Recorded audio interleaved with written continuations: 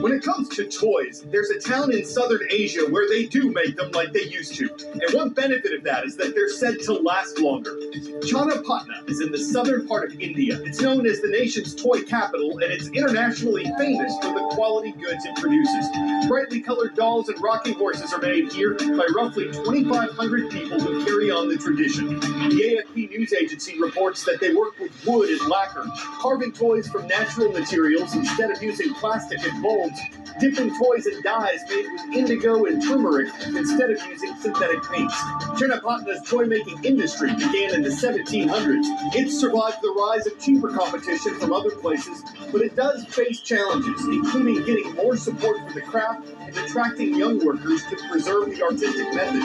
As far as the toys themselves go, a man who runs 2 workshops says when they're made properly, they can last for hundreds of years.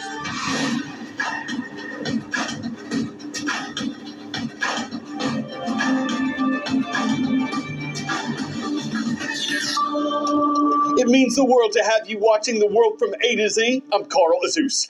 Next story takes us to the Middle Eastern nation of Syria, where both optimism and grief hang heavy in the air. First, the optimism. A significant agreement was made this week between Syria's new leaders and a military alliance that controlled the northeastern part of the country. This could be a major step towards stability in a nation that's been torn apart by civil war for years. And stability in Syria is considered important to the broader balance of the Middle East in general. There have been questions about whether the rebel group that swept to power late last year could maintain order in Syria after forcing out the country's former president. The agreement between them and the military alliance puts more power in the hands of Syria's fledgling government. But concerns remain. A human rights group says almost 1,000 civilians have been killed within the past week. Most were part of a Muslim minority sect that supported Syria's former president. Some were part of the country's Christian minority and other groups. Newsweek reports that gunmen associated with Syria's new government have been linked to hundreds of the civilian deaths. The country's new leader blamed supporters of the former government for the violence, and he called for unity, asked other countries not to get involved, and said he'd set up an investigation of the killings. Meanwhile, thousands of Syrian minorities have sought safety in the mountains nearby. Word of knowledge. Which of these pieces of legislation was signed into law by President Calvin Coolidge? Air Commerce Act, Pacific Railway Act, Social Security Act, Voting Rights Act. It was in 1926 that President Coolidge signed the Air Commerce Act, which, among other things, required investigation of aircraft accidents. Today, that is done by the NTSB. The National Transportation Safety Board warned of the potential for future mid-air collisions along helicopter routes near Washington's Reagan National Airport. Let me repeat that. They pose an intolerable risk to aviation safety. NTSB Chair Jennifer Homendy said the agency recommends that the FAA bar helicopters from a 4-mile stretch over the Potomac River when flights are landing on runway 33. That's the runway American Eagle Flight 5342 was approaching when it collided with an Army helicopter on the night of Wednesday, January 29th, leaving 67 people dead. As part of its investigation, the NTSB uncovered data on thousands of near misses at the Washington airport in recent years. It shouldn't take tragedy like this to occur. Homendy said their investigation may look at the numbers on near misses at other U.S. airports, and they're still collecting facts on whether more air traffic control staffing could have prevented the collision. She also expressed confidence in the nation's overall aviation safety. After the fact-finding phase, the NTSB will analyze what it's learned about the January crash before issuing a final report and determining probable cause. In Washington, I'm Karen Kafa.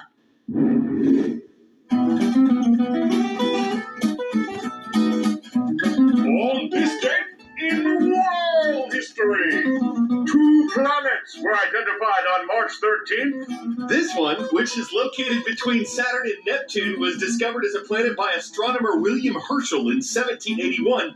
The 7th planet from the Sun was also the first to be found through a telescope. Then on March 13, 1930, the Lowell Observatory announced that Pluto, the 9th planet from the Sun, had been discovered that February. But poor Pluto wouldn't permanently possess planetary prestige. The International Astronomical Union reclassified it as a dwarf planet in 2006. And on this date in 2013, Cardinal Jorge Bergoglio was elected as the 266th leader of the Roman Catholic Church. His birthplace in Argentina made him the first pontiff from the Americas. He took the name Pope Francis, and though he's been fighting double pneumonia for weeks, the Vatican says the 88-year-old pontiff is improving and that he'll mark his anniversary from a hospital in Rome. This is no ordinary EF getaway. It's a gateway to personal travel, a deeper understanding of educational tours, and showing students the world. Enter now to win one of 20 spots on this free trip to Panama. This cute pup is spending the day at the beach, but he's hard at work.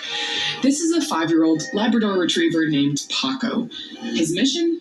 Hunting for sea turtle eggs, and he's got the perfect nose for the job.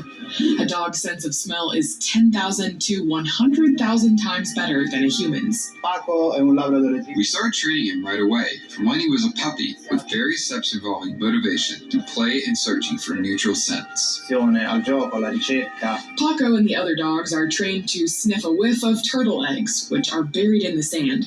Once a nest is found, the dogs alert their handlers, who will record the location of the nest on the beach. Then the area can be roped off if necessary.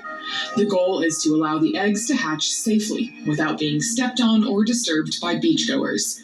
The turtle egg sniffing dogs are trained to stay focused on their task, obey their handlers, and identify the target scent. But all that hard work starts with play, because these are dogs after all, and what's more motivating than a toy? Over the last 2 decades, experts have recorded an increasing number of turtle nestings along the coasts of Italy, France, and Spain. That change led to the creation of Life Turtle Nest, a project co-financed by the European Union and coordinated by an Italian environmental protection organization. A sea turtle recovery center also aids in the effort. Since its founding in 2007, the center has rescued more than 2,000 sea turtles, like this one. Sipontina, detta Tina. Sipontina, known as Tina, is a juvenile caretta that was accidentally caught off the coast of Zapaleta about a month ago. She showed signs of slight malnutrition, so she was treated at the center. All veterinary examinations were conducted, including x-rays and blood tests. The turtle is now eating properly and independently, so it is possible to release her.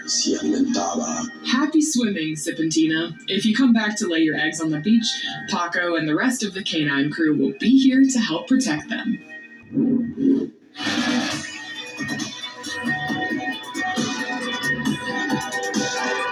Where in the world? This nation forms the southern border of the Black Sea.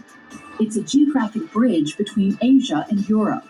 It was established out of what remained of the Ottoman Empire. This is Turkey. Its capital is Ankara, and its largest city is Istanbul. This is the first time that we've announced a school from Turkey. Uğur Okulları is in the Turkish city of Istanbul, and Mr. Sarp's class is there. Great to have y'all watching our show.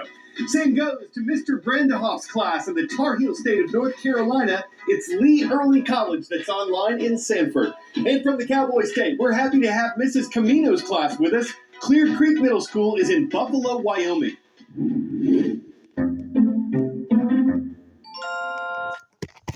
Take a look at the world's smallest Lego brick, which Guinness World Records says is roughly the same size as a human white blood cell. This infinitesimal trinket is the latest wondrous work of art by the UK's David A. Linden, a self-described micro-artist who's made a career of creating and sometimes recreating fascinating objects so small they can't be seen without the aid of a microscope. Linden says it's an artistic challenge that is demanding both physically and mentally. His latest little labor of love, a series of tiny Lego bricks seen here on the head of a pin, the tiniest of which captured the record of world's smallest handmade sculpture, reportedly 4 times smaller than the previous record holder. Can you build on that? Might take a minute or two, but if you're mini assured of yourself and you don't mind being slighted by the petty criticism of the small-minded, why not think small and bend the Minisk rules by picking up a pocket-sized commission in a cottage Lego industry? Artists are always under the microscope anyway, whether they're making a big difference or stacking small ones brick by brick. I'm Carl Azus with The World from A to Z. Thanks to all of you for being the best audience in news.